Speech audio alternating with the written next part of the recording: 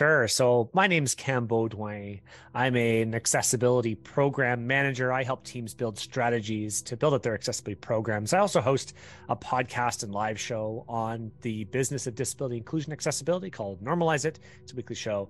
And I've been doing this for about 9 years now. And so accessibility is important to me because beyond all the business reasons to do it, beyond the fact that it helps everyone, this is just profoundly the right thing to do. I mean, there's lots in life that we know we should do. We think we should do it, but then no one acts on it. And this is one of those things in life that I don't believe that we should just sit passively by.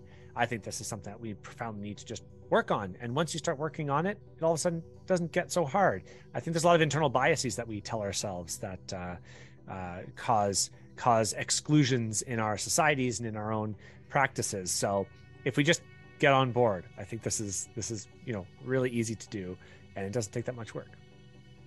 Can you give us a little teaser or sneak peek of your keynote?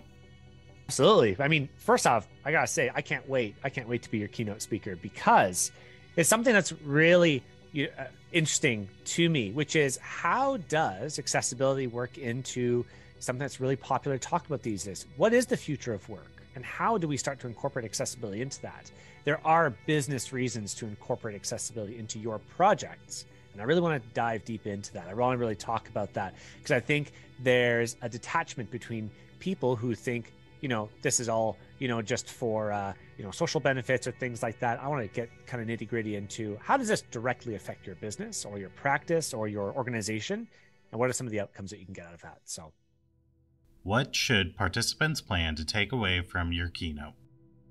All right, I've got three very, very clear takeaways here. So number one, how disability inclusion is a critical component of the future of work. I really want to get into that.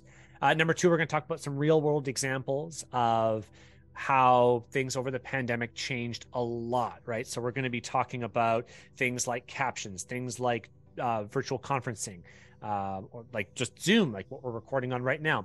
And number three is, I want to look at some organizations that are already doing this work, so that you can take this to your leads, your managers, your bosses, your stakeholders, and get them to think about this even earlier in your projects. Anything else you would like to share with us?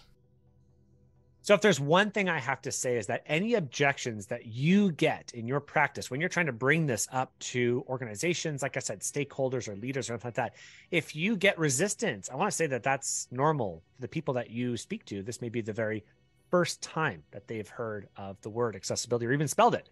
That's why it's so important to come to these types of conferences and these types of meetups, because you start to learn, you get ammunition, you get more information on how to change the story and tackle it from a different angle, which I know from experience works on many, many different types of people. Even that boss who is so resistant to even hearing the word accessibility, coming to places like this is where you learn how to get around that.